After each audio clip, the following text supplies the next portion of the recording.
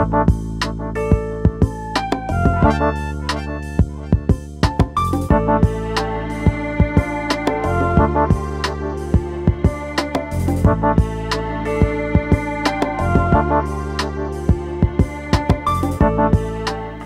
evening. June 1st, 2009, Meet the Candidate Series. You hear it on the spot. We got this brother here, Nick Simpson. He's running for the 9th Councilmatic District in Harlem, Inez Dickens District. Tell us about yourself, brother. Well, Norman, I would like to thank you for inviting me to come on the show. It's a great pleasure. We can sit here and talk about the issues that are affecting Harlem and District 9. A little bit about myself. I recently, last week, I received my Master's of Public Administration degree from Columbia University in Urban Policy. Thank you. I received my undergraduate degree from Hampton University in Hampton, Virginia. Excellent. Now, I am originally I'm born in Atlanta, Georgia, down south, Southern boy. My background is in public sector and private sector. After undergrad, graduating from Hampton, I went to Solomon Smith Barney, so I worked on Wall Street briefly. Okay. After that, I went to the public sector, working in the criminal justice system. What you do, brother?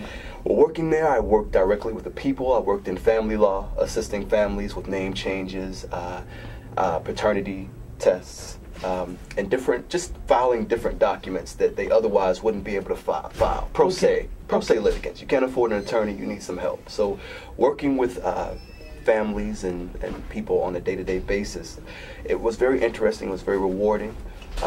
I ended up working for a judge eventually, and working with that judge, we did a lot of good things. She put me in a good position to do different criminal justice work. Okay. I work with the Joseph E. Lowry Institute at Clark Atlanta University to put one of the first criminal justice symposiums where we worked on bringing the community together, public officials, national officials together to talk about issues of like the drug sentencing guidelines, you know. Rockefeller? Not Rockefeller, drug sentencing, where crack cocaine sentencing versus powder cocaine sentencing, yes. So things of that nature. So those are the different things I've done as far as criminal justice. Okay. We got to talk about that. We go talk about that. At drug sentencing. But go ahead and finish. I'm sorry, brother. Okay. Well, my criminal justice work led me to apply to Columbia. And it brought me to New York City, where I've majored in urban policy, looking at the different issues facing New Yorkers, particularly in Harlem. Columbia is in Morningside Heights, but I consider that Harlem. Okay. You know, above 110th, it's Harlem. Without a doubt. Yeah, so it's been a definitely wonderful experience looking at New York City politics, looking at Harlem politics, looking at the issues that are facing Harlem, and you know, trying to use Columbia as a platform to really get involved with the community. You know, and I've used my education at Columbia and applied it politically and on the policy side, and that's brought me here to you today. And now I'm a candidate for New York City Council District 9 representing Harlem. And one of the reasons why I'm running, I feel that Harlem needs new leadership. You know, we've had the same leadership for 30 to 40 years now. Who are you talking about? Is that Charlie? Well, Congressman Rangel, honorable man. I'm not trying to be negative. David Dinkins was my professor at Columbia. Really? He was actually one of my teachers in urban policy. Very honorable men.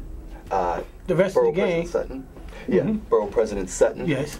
You have Secretary of State Patterson, Basil Patterson, yes. the current governor's father. Very honorable men. But it's time for a new crop of politicians, a new crop of leadership.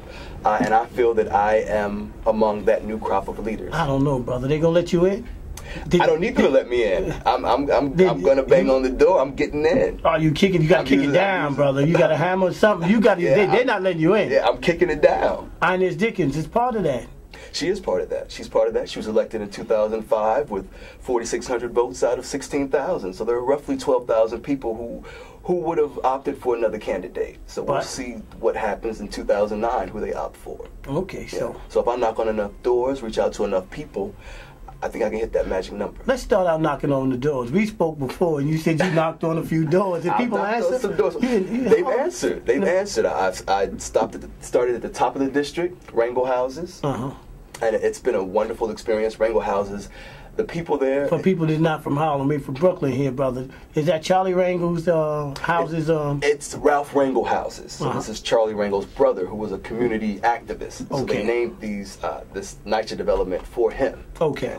And it's a nice community. It's very family oriented. knocking on doors there, talking to people. It's been positive, it's been negative. I've had elderly tenants who didn't want to open the door for me. They open some young tenants don't want to open the door for you. I've had young tenants, but I've had some young tenants that have. I met one tenant, Miss Sharon.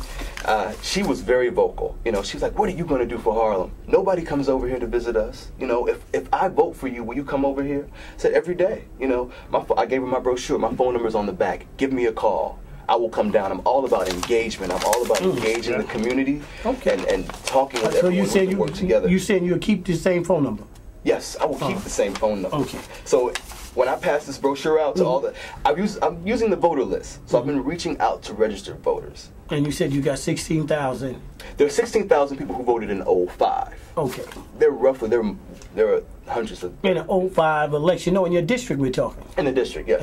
There are hundreds, thousands of registered voters. Your district. Yeah, in District 9. Miss Sharon, she had some interesting, stories about where she's living. She feels like they need more security. She's concerned about the elevators. She fears for the safety in the elevators, and I agree. Riding the elevators, going from floor to floor, they jerk. How many floors was in that building? 14.